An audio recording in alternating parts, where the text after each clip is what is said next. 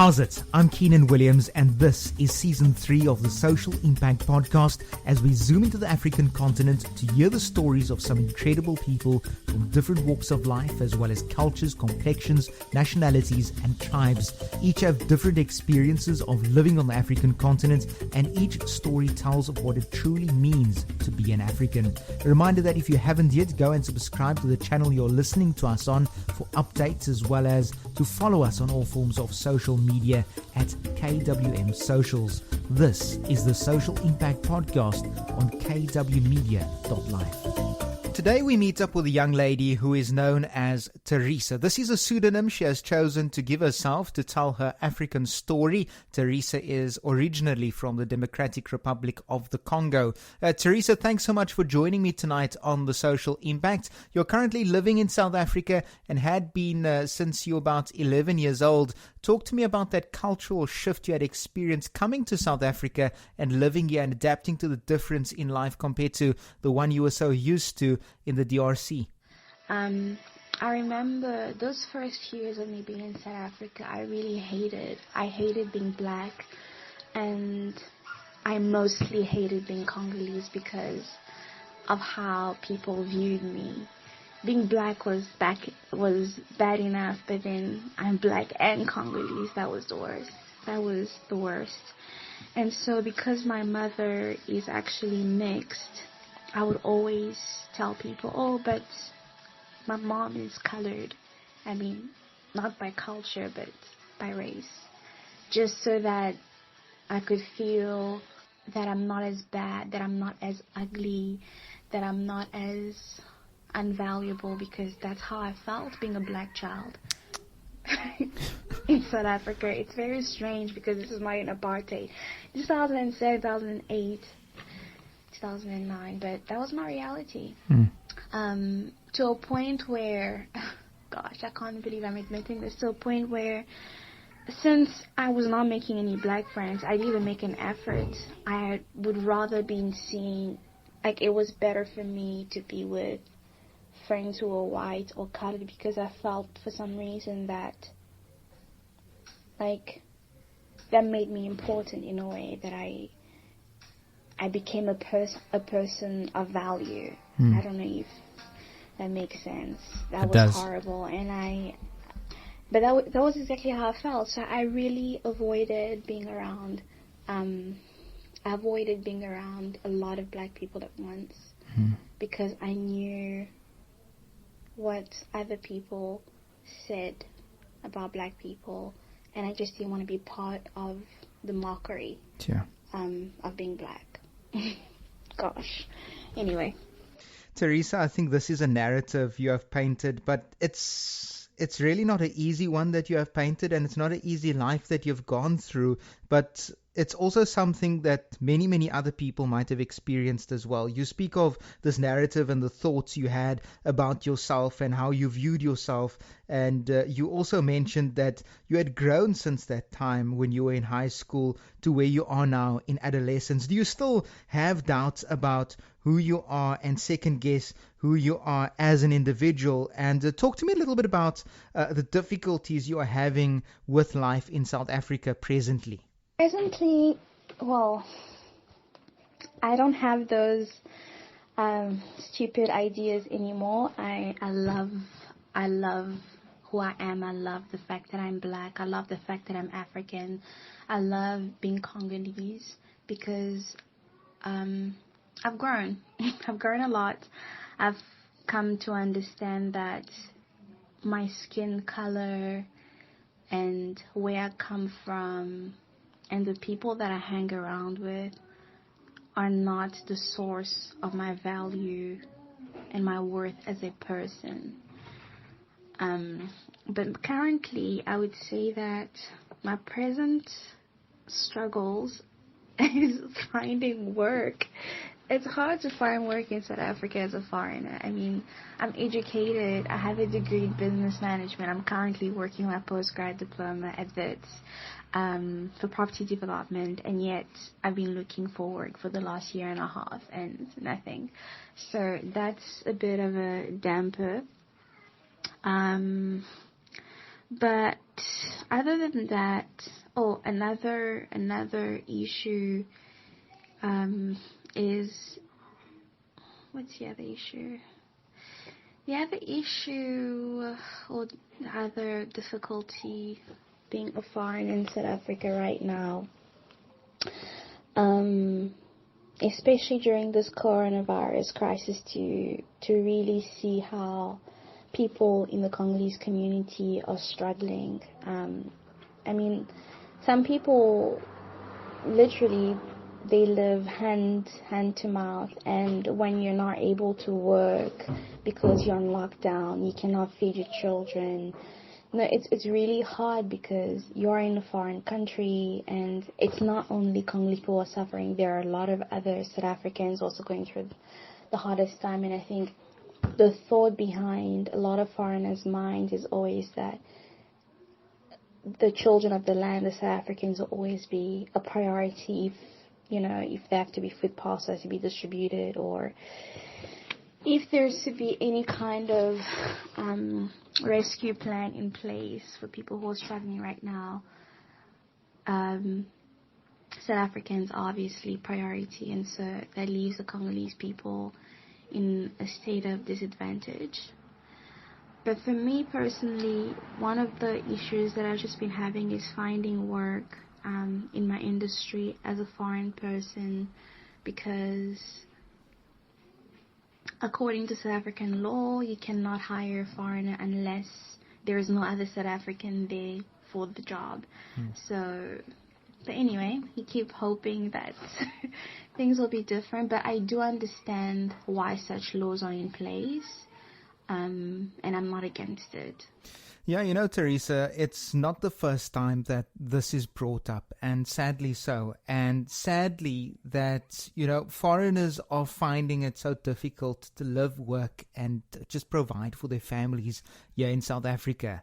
And I know that these laws are put in place for a certain reason, but for someone who's educated like yourself and many others to be struggling to find work is really sad for us as a progressive society. I know that there are many South Africans, gosh, I'm included in that, who are unemployed and struggling to find a job or to have funders back particular projects. But more needs to be done in the education of individuals to get us to a point of, if we have a job,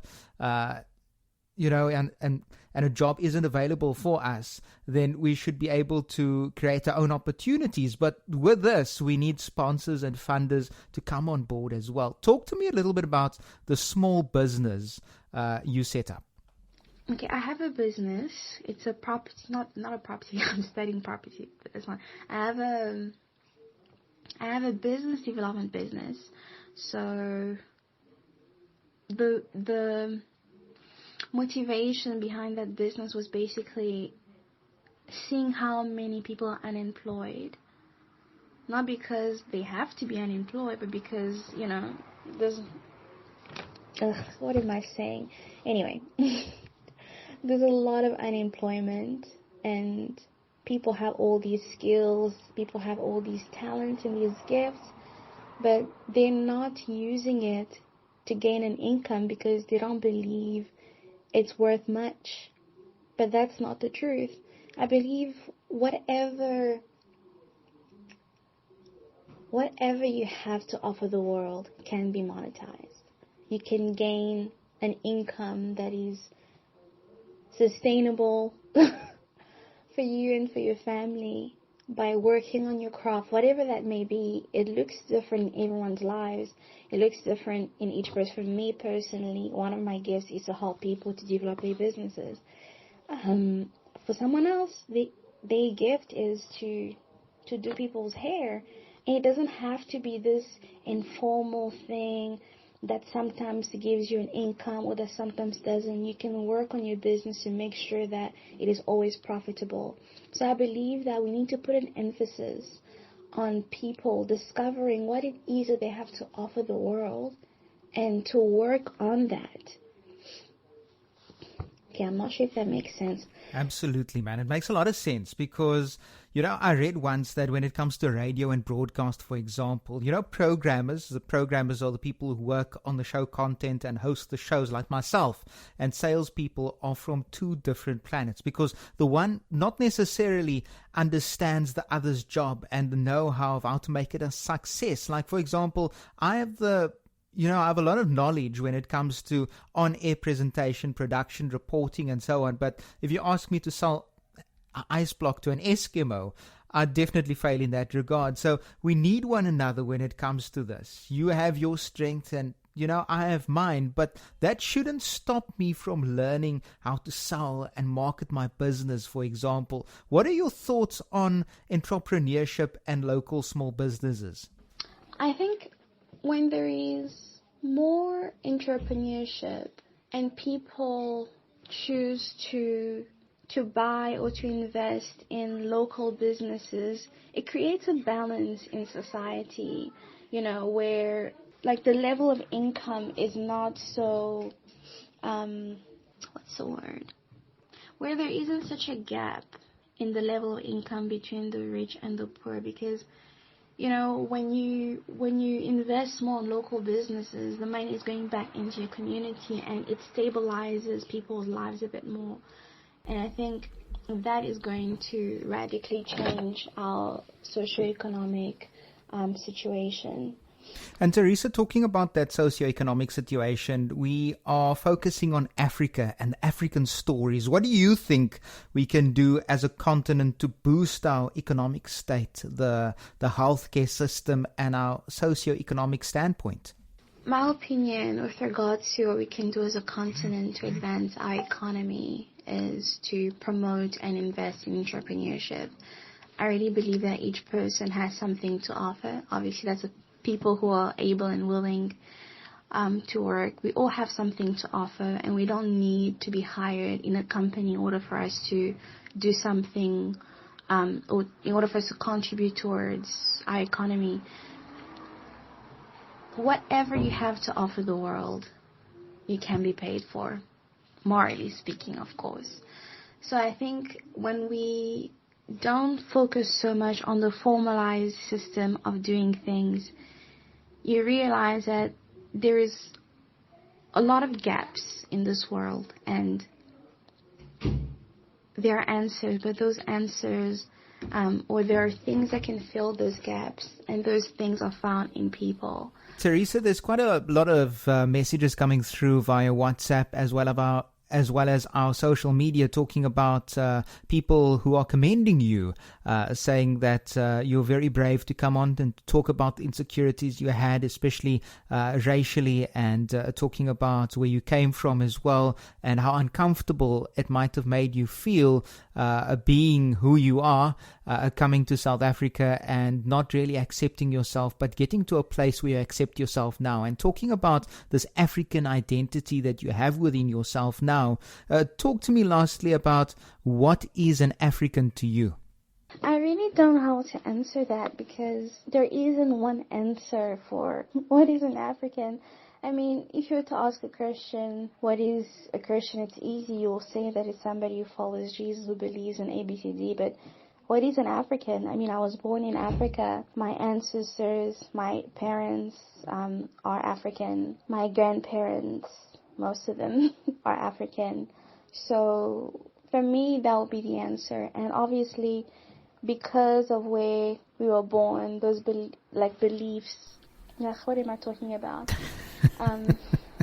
I really don't know how to answer that question. When you ask an American, what is an American? I mean, what answer do you expect? You are who you are. I guess I'm an African because I was born in Africa. My ancestors are from here, and I'm the color that I am. I don't know. I don't think there's one answer for it. Teresa, thanks so much for sharing your personal African story with us today on the social impact. And that brings us to the end of the week. Thanks very much for streaming us tonight, and throughout this week. You can listen to more episodes on kwmedia.live. From myself, Keenan Williams, have a wonderful weekend. Keep rocking SA. Bye-bye.